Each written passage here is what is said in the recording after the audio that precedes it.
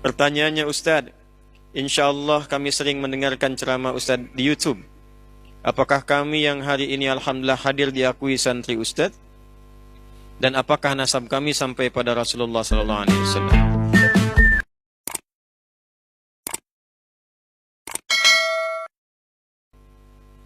WRWB warahmatullahi wabarakatuh. Waalaikumsalam warahmatullahi wabarakatuh. Tidak apa-apa disingkat, tidak apa-apa, cuman saat dibaca, bacakan kepanjangannya. Singkatan dari Assalamualaikum warahmatullahi wabarakatuh ada yang paling pendek. Salam namanya. Salam. Jadi kalau mau nulis di WA, mau nyapa, atau kirim pesan, boleh tuliskan salam. Ya. Tapi bacanya Assalamualaikum warahmatullahi wabarakatuh. Disingkat dengan apa? Salam. Sanadnya di Quran ada ayatnya dalilnya. Quran surah 51 Az-Zariyat ayat 24 sampai nanti ke 29-nya. Hal ataka hadithu dhaifi Ibrahim al-mukramin idh dakhalu alaihi faqalu salama qala salam qaumum munkarun. Pernahkah Anda dengar kisah tentang para malaikat yang akan datang ke kompleknya Nabi Lut, desanya Nabi Lut alaihissalam? Jadi singkatnya, masyarakat di situ terakumulasi berbuat maksiat dan menantang azab. Sudah disadarkan, diingatkan, malah nantang dan mengancam nabinya. Maka dikabulkan oleh Allah. Malaikat datang, cuman sebelum datang ke tempat itu mampir dulu ke tempatnya Nabi Ibrahim. Nabi Ibrahim itu bersaudara dengan Nabi Lut alaihi wassalam. Nabi Lut itu keponakannya Nabi Ibrahim. Jadi satu masa nabinya dua. Cuman beda desa. Ya, kalau digambarkan misalnya, ya kalau diilustrasikan, bukan sebetulnya begitu ya. Misalnya yang Nabi Ibrahim tugasnya di Bandung, Nabi Lut di Soreang misalnya. Atau ya demikian berbeda distrik. Nah begitu datang ke tempat Nabi Ibrahim, tengah malam tuh, malam-malam. Assalamualaikum, assalamualaikum gitu ya. Nah disingkatnya itu salam, maksudnya assalamualaikum. Dijawab oleh beliau, waalaikumsalam warahmatullah. Qaumum munkarun. Ini bukan orang sini. Anda kalau tengah malam jam 2, ada yang di luar rumah, assalamualaikum, assalamualaikum. Dibuka tidak? Diintip dulu ya. Begitu diintip, bajunya putih, rambutnya panjang-panjang, ya 3-5 sosok. Assalamualaikum, waalaikum. Dibuka tidak? Dijawab nggak salamnya? Jawab dulu salamnya. Jawab. Assalamualaikum, waalaikumsalam. Buka dong. Tidak. Ini dibuka. Dilihat, oh ini bukan orang sini, orang asing. Kalau orang asing lelah, capek, nggak banyak. Kemudian ditanya ini dan itu. Silahkan masuk. Langsung pergi ke belakang ke istrinya. Mama, punya menu terbaik apa kita menjamu tamu kita? Kayaknya dari jauh lelah. Faragha ila ahlihi faja'a bi'ijlin samin. Maka pergi ke belakang ke keluarganya, masih sempat-sempatnya bikin gulai anak sapi itu. Sembelih lembu. Kalau disembelih, dibikin gulai, dihidangkan. Cuman ya persoalan makin kompleks. Setelah dihidangkan, tamunya nggak nyentuh, begini aja tuh. Lihat ke bawah, kaki nggak napak. Waduh. Antum kedatangan tamu malam, jubah putih, rambut panjang, masuk, dihidangkan makanan, dan dihidangkan, dilihat. Terus ke bawah, dilihat kaki nggak napak. Kira-kira bagaimana tuh? Hah? Lari apa enggak? Udah nggak sempet. Udah di situ. Hah? Makanya bahasa Qurannya apa? Fa'aujasa minhum khifah. Maka aujas terperangkap dalam ketakutan, cuman nggak bisa membebaskan diri. Qalu la takhaf. Maka mereka mengatakan, kamu jangan khawatir, jangan takut. Nah, orang-orang yang dekat dengan Allah, ini adabnya, ini hikmahnya. Orang-orang yang dekat dengan Allah, dalam kondisi darurat apapun, terancam bagaimanapun, sekalipun dia dalam kondisi yang sangat membahayakan, akan diberikan ketenangan oleh Allah dalam jiwanya. Sekalipun kegelisahan itu tiba. Bukan nggak gelisah, nggak tenang, ada kegelisahan, cuman nggak akan lama. Balik lagi yakin Allah pasti berikan solusi. Itulah manfaatnya mendekati Allah. Ya, wabasyyaruhu bighulamin alim. Atas kebaikannya itu, Allah perintahkan pada malaikat untuk mengabulkan doa yang sering dimohonkan bahwa istrinya Sarah alaihissalam yang divonis oleh medis tidak akan punya keturunan, divonis medis secara klinis monopus dan mandul.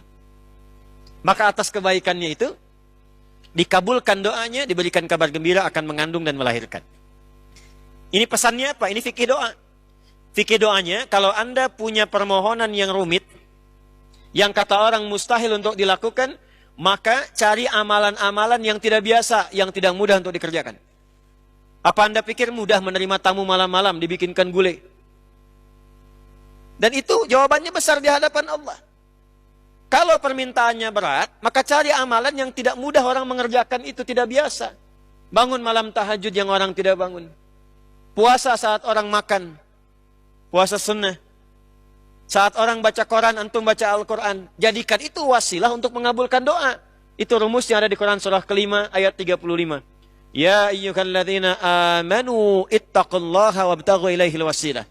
Hei orang-orang yang punya iman, tingkatkan takwamu kepada Allah. Dengan takwa itu cari wasilah untuk mengabulkan harapanmu. Ada yang dengan sedekah, ada yang dengan sholat, ada yang dengan berkhidmat. Jadi jangan dibayangkan pakai uang saja. Datang ke musdai, bantu-bantu di sini. Bantu-bantu, coba apa yang bisa dikerjakan. Allah pasti berikan jalan. Niatkan wasilah mendapatkan kebaikan. Termasuk Anda yang bekerja mengabdi, niatkan dengan ikhlas. Itu bisa menghilangkan kesulitan. Nanti fikihnya ada di Al-Bukhari. Yang 3 orang sedang berjalan, tiba-tiba kena hujan itu.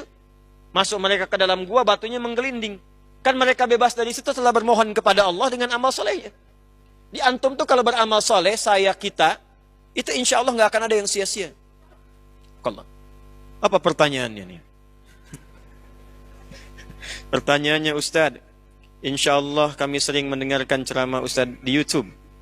Apakah kami yang hari ini alhamdulillah hadir diakui santri Ustadz? Dan apakah nasab kami sampai pada Rasulullah SAW? Insya Allah. Yang ikut kajian online, offline, yang tersambung kajiannya, terkambung hatinya, mau mengamalkan, insya Allah menjadi bagian dari santri kami. Sepanjang satu, mau menjadikan ilmu yang didapatkan untuk membangun ketaatan kepada Allah. Satu. Yang kedua, saling menjaga, mendoakan dalam kebaikan dan tidak mengumbar aib. Yang ketiga, menggunakan ilmu yang didapatkan untuk membangun kemaslahatan dalam berkehidupan, berkhidmat, membangun persatuan, menjauhi perpecahan, jauhi yang jelek-jelek. Makanya saya sering mengatakan saya tidak akan mengakui ada orang belajar menjadi murid kalau ilmu yang saya ajarkan digunakan hanya untuk berselisih dengan orang lain, untuk mencela orang, untuk saling bermusuhan, untuk buat hoax. Tidak. Kita tuh belajar supaya imannya menguat, makin ingat Allah, pengen tobat, pengen meningkatkan amal soleh, pengen berbuat baik, pengen punya teman banyak. Antum berislam itu untuk menyatukan, bukan untuk memecah. Mencintai, bukan untuk saling menjauhi. Menyatukan. Ya. Kemudian yang kedua, ilmu supaya meluas. Itu yang dimaksud Quran surah 58 ayat ke-11. Yarfa'illahu alladhina amanu minkum walladhina utul ilma darajat. Saya punya guru, semoga Allah sayangi dan rahmati beliau. Saya waktu mau mengajar, datang kepada beliau, beliau katakan, "Nak, kalau engkau siang mengajar, tatap tuh wajahnya. Setiap mengajar, tatap. Nanti malam di keheningan kau bangun. Minta sama Allah dan bayangkan wajah-wajah yang kau tatap itu saat mengajar. Minta sama Allah rahmati orang itu. Mudahkan kehidupannya. Diangkat kesulitannya. Dan apa yang disampaikan meresap ke dalam jiwa sehingga mudah untuk diamalkan." Itu amanah di antara guru kami. Jadi iman bisa menguat, ilmu bisa bertambah. Kalau ilmunya bertambah, itu insya Allah menjadi pribadi yang luas nanti dalam beribadah dan bermuamalah. Pada yang pokok sepakat, pada yang furu bisa toleran.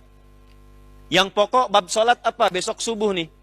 Sholat subuh itu pokok 2 rakaat, itu pokoknya sholat. Yang furu'nya apa? Kunut misalnya. Kunut itu furu'iyah. Tapi harus tahu ilmu supaya bisa saling mengerti. Kalau ada yang kunut, pelajari dulu dalilnya, jangan langsung simpulkan hukumnya dulu. Pelajari sampai paham kenapa dia kunut, apa dalilnya, bagaimana nasabnya. Oh, kunut itu karena begini. Kalau kunutnya silent sir. Ada kunut yang silent. Ada. Rakaat kedua sebelum ruku. Tersambung ke Nabi dalilnya. Lewat Imam Malik. Imam Malik itu lahir di Madinah, tumbuh di Madinah, sampai wafat di Madinah. Dikenal dengan imamnya Madinah, Imam Darul Hijrah. Sekarang mazhabnya ada di Afrika Utara kebanyakan.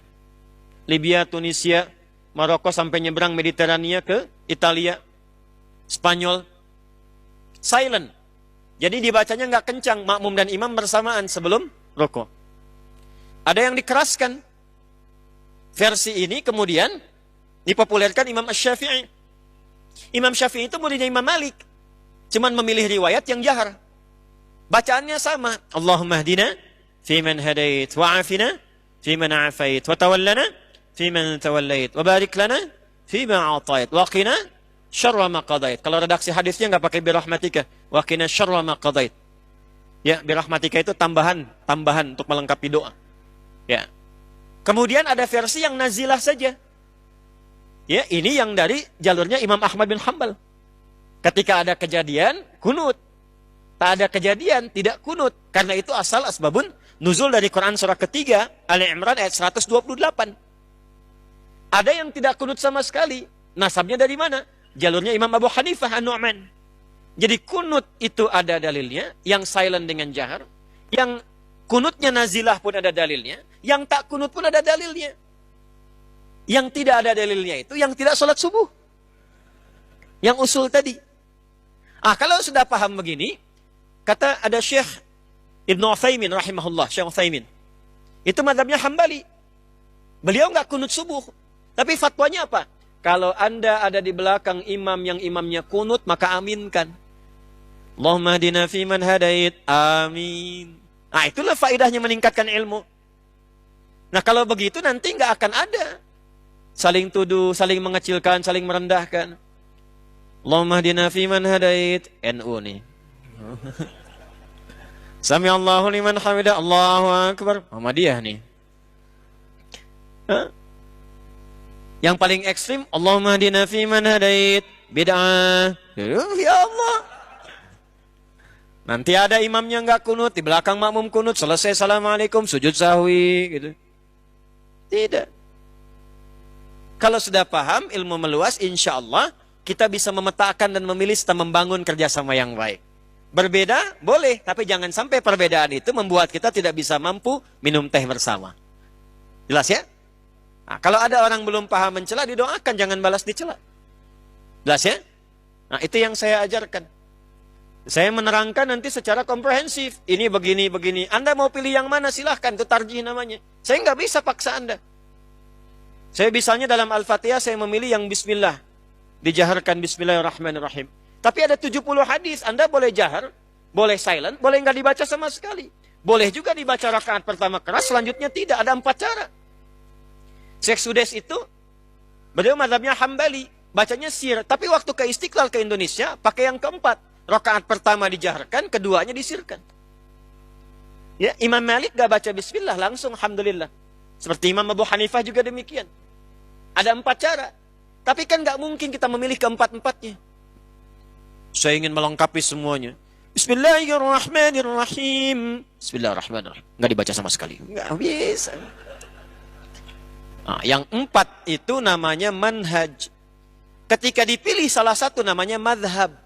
Ma dhahaba ilaihi. Apa yang cenderung untuk diambil dan diamalkan, maka disingkat ma dhahaba ilaihim jadi madhab. Imam Syafi'i pilih yang jahar, madhabnya Imam Syafi'i. Bukan pendapat, bukan kelompok, tapi mengambil jalur yang tersambung ke Nabi, pilih salah satu. Sebab tak mungkin 4-4-nya. Imam Ahmad bin Hanbal pilih yang sir, silent. Imam Malik, Imam Abu Hanifah pilih yang nggak pakai bismillah, langsung alhamdulillah. Semua ada jalurnya. Yang salah yang tidak salah. Jelas? Jadi tidak ada hubungan dengan ormas di sini. Tidak ada hubungan dengan kelompok-kelompok dan sebagainya. Dipilih boleh, tapi jangan saling merendahkan. Paham? Nah, itu yang belajar dengan saya, nanti saya sampaikannya begitu. Silahkan pilih, tapi saling menghormati sesuai ilmu. Kalau belum tahu, tanyakan. Ya, tak kenal maka ta'aruf. Ya, nah, lu tak kenal tak sayang. Ya kan nggak harus kenal istri tetangga langsung sayang kan? Ya, antum nih ya, hei. Nah ini ya, boleh jadi santri saya boleh. Ada yang formal boleh. Yang formal itu dari yang lembaga pendidikan KB sampai pesantren. Ada yang formal khusus mulazamah. Setahun itu 20 sampai 25 orang. Tahun ini dibuka akhwat di tempat khusus. Itu kami siapkan tempat. Nggak boleh bayar, nggak boleh apa-apa. Kami yang siapkan semuanya. Belajar. Nanti dikirim keluar supaya memperdalam. Tahun ini dibuka pendaftaran. Masih sampai akhir pekan ini. Selesai nanti kami seleksi, diterima 25 orang. Dengan saya sepekan, saya langsung kirim ke Mekah untuk belajar dulu sambil umrah. Balik lagi nanti setahun dengan saya. Belajar. Ada yang mira, santri mira. Ikut di online. Silahkan. Nanti setelah pesantren sedikit selesai, nanti bisa ditempati, diundang belajar di sana. Ya, sepekan, weekend belajar, nanti 3 hari pulang, boleh. Makanya dibangunnya sama-sama, makanya wakaf. Saya nggak punya sedikit pun. Aset tidak ada, semua wakaf. Tanahnya, ininya semua. Saya cuma numpang ngajar dan minta sedikit sepetak untuk kuburan di situ. Selebihnya nanti diteruskan sama yang belajar itu. Hidupnya begitu aja. Nah, setelah itu kita berusaha memakmurkan negeri kita. Belajar itu harus memakmurkan tempat yang kita pijak. Itu amanat. Wa idh qala rabbuka lil malaikati inni ja'ilun fil ardi khalifah. Fil ardi kita di Indonesia sekarang. Maka Indonesianya kita bantu makmurkan. Antum kalau muslim punya tanggung jawab itu membantu bangsa ini makmur. Apa profesi Anda? Dosen. Ajarkan mahasiswa supaya pintar bangun bangsa. Anda belajar apa? Jurusan apa? Kimia, fisika sampai keluar jadi ilmuwan. Pulang. Orang beriman itu begitu pulang bangun negerinya. Bangun. Ya. Demikian yang lainnya semua begitu. Dan niatkan untuk ibadah. Kalau semua berniat ibadah, nggak ada kemaksiatan nanti.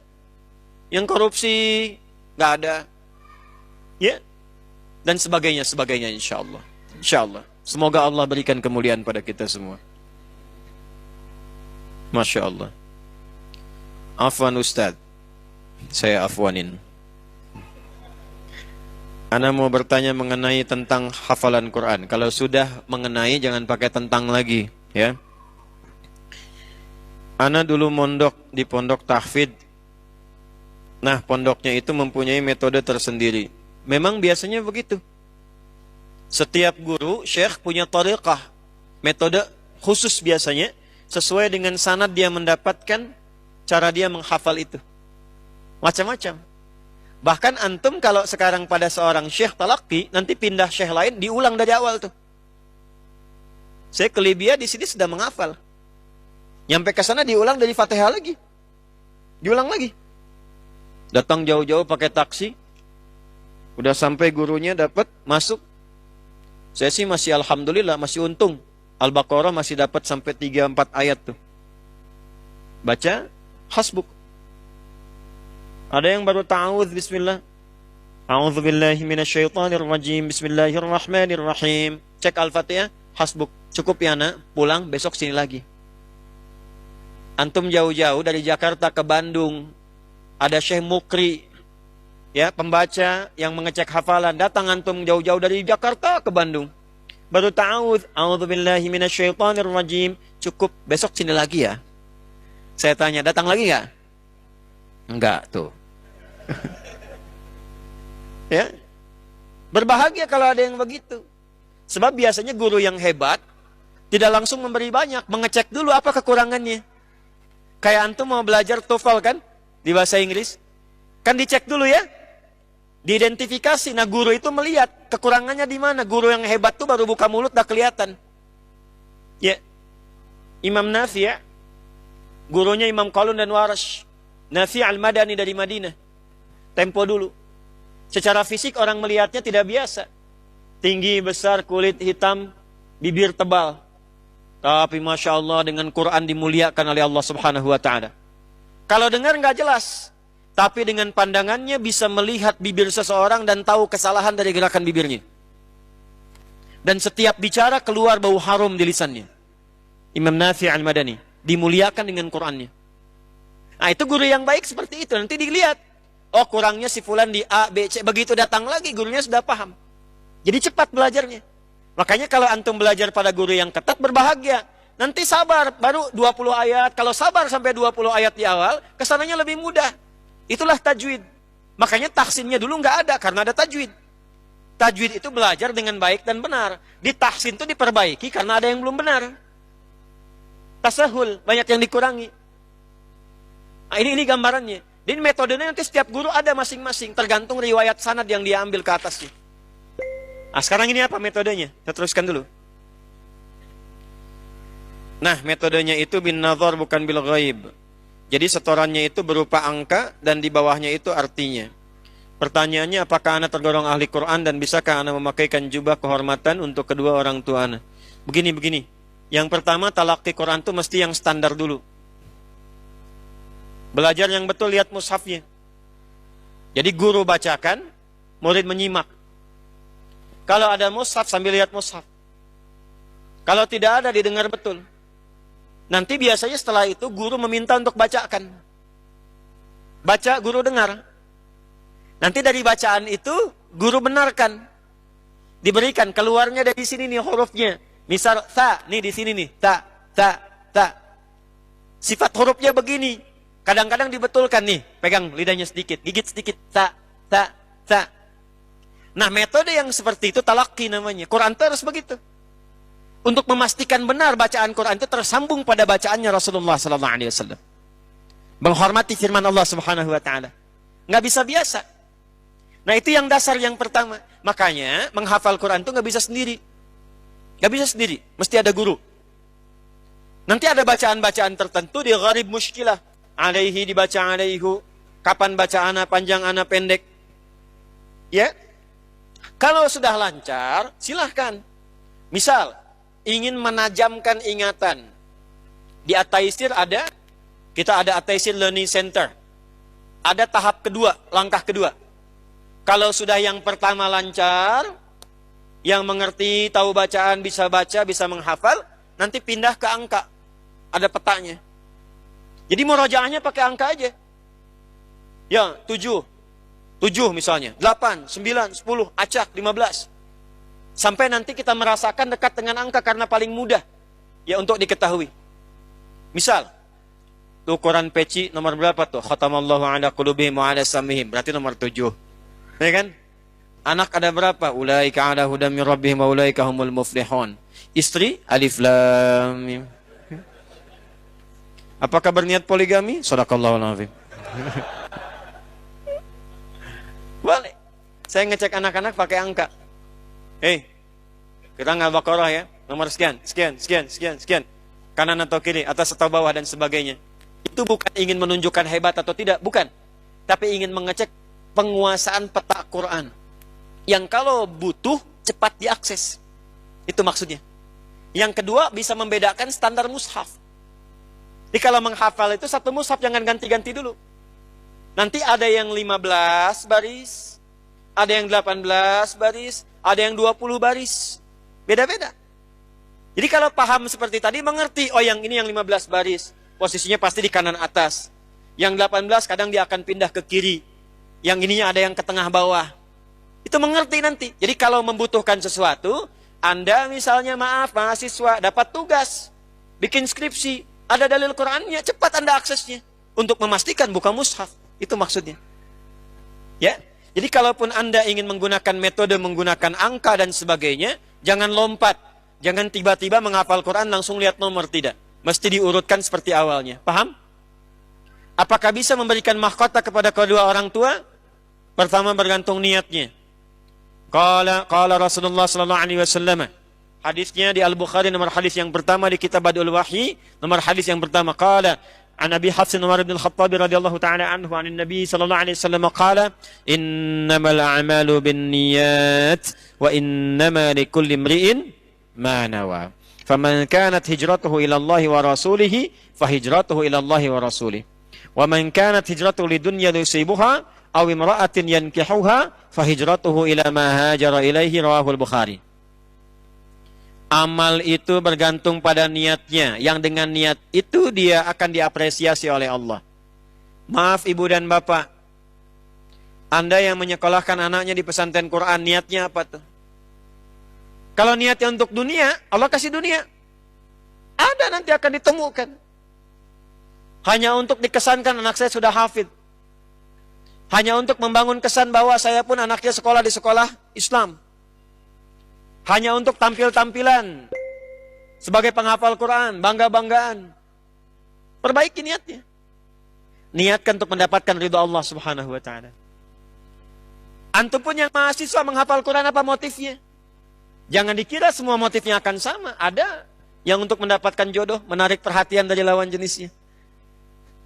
Akhwat incarannya tuh ikut halaqah Quran. Maka dia siapkan dirinya untuk memburu akhwat itu. Bukan Qurannya. Nah, maka dia mendapatkan hasil buruannya. Apa yang diburu itu yang didapatkan. Tapi kalau Anda niatkan untuk Allah dan Rasulnya, maksudnya mendapatkan ridha Allah Subhanahu wa ta'ala, maka pemberiannya pun bersumber dari Allah. Bagaimana Allah memberikan penghargaan, apresiasi pada penghafal Quran?